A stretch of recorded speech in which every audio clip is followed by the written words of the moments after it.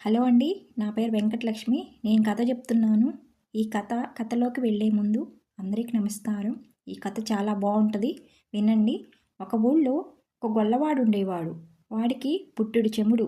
ఒకనాడు వాడు అడవిలో గొర్రెలు కాస్తూ ఉండగా ఇంటికి వెళ్ళవలసి వచ్చింది. తాను ఇంటికి వెళితే మందనెవరు చూస్తారు? ఇంతలో ఒక మర్రి చెట్టు మీద ఆకులు కోస్తూ ఒక బ్రాహ్మణుడు గొల్లవాడికి కనిపించాడు.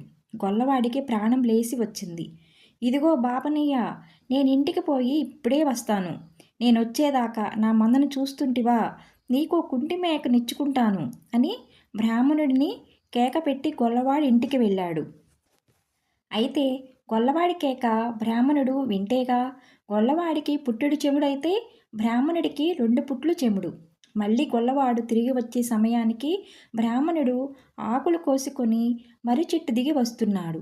గొల్లవాడు తన మంద అంతా ఉండటం చూసి సంతోషించి అన్నా ప్రకారం ఒక కుంటి మేకను తీసుకొని, ఇదిగో బాపనయ్య, నేను ఇస్తానన్న ప్రకారం కుంటి మేకనిచ్చేస్తున్నాను, పట్టుకెళ్ళు అన్నాడు.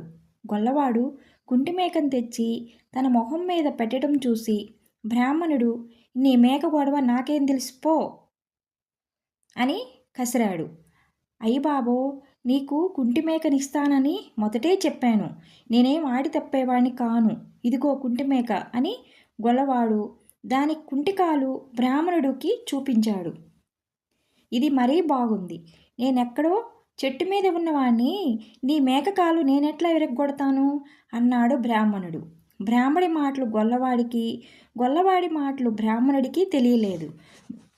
బ్రాహ్మణుడు ఆశాపాతకుడై మంచి మేక నిమ్మంటున్నాడని అనుకున్నాడు. గొల్లవాడు మేకకాలు తానే విరగ్గొట్టాడని గొల్లవాడు అంటున్నట్టు బ్రాహ్మణుడికి అనుమానం.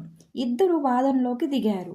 కావలిస్తే కుంటి మేకను పట్టుకెళ్ళు, మంచి మేకను సచ్చినా ఇవ్వను అని గొల్లవాడు.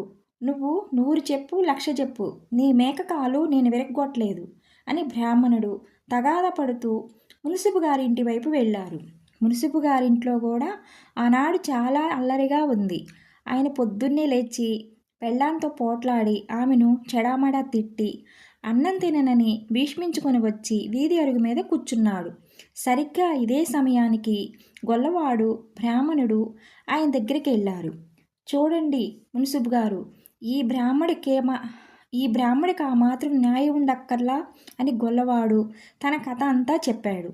మున్సిపు గారు మొహం మటమట మార్చుకుంటూ గొల్లవాడు చెప్పిందంతా విని బ్రాహ్మడి కేసి చూశాడు. తన మీద గొల్లవాడు లేనిపోని ఫిర్యాదు చేసి ఆయనకు తన మీద కోపం తెప్పిస్తున్నాడై అనుమానం వేసి బ్రాహ్మణుడు పొద్దున్నే తను లేచినది లగాయితూ జరిగిందంతా జాలిగొలిపేటట్టుగా చెప్పాడు. కానీ ఇదంతా ఎవరు విన్నారు? గొల్లవాడికి పుట్టి బ్రాహ్మణుడికి 2 పుట్లు చెముడైతే మున్సిపు గారికి 3 పుట్లు చెముడు. అంతా విని ఆఖరకు మీరు 1000 చెప్పండి, 1,00,000 చెప్పండి, నేను మాత్రం దాని చేతి పచ్చి మంచినీళ్ళు కూడా తాగితే ఒట్టే అన్నాడు మున్సిపు. కథ కంచికెళ్ళింది.